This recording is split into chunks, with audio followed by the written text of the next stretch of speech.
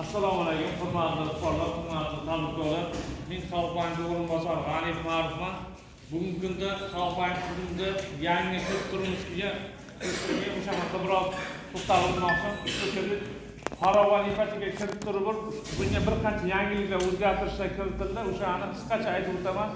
Farovon ipoteka kredit turi 20 yil muddatga beriladi. Oldin foizi 17,5 edi, hozir esa 17% ga tushdi ushbu kredit.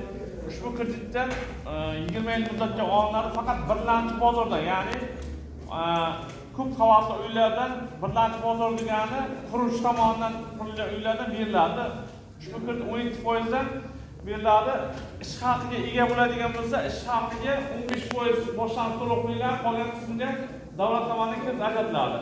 Agarda ishlamaydigan boshqa fuqarolar bo'ladigan bo'lsa, 20% qo'ysa, ya'ni o'sha uy joy qiymatining 20% qo'yadigan bo'lsa, ushbu kreditdan bemalol qolgan qismini to'lab beriladi. Ya'ni 20% qo'ygandan keyin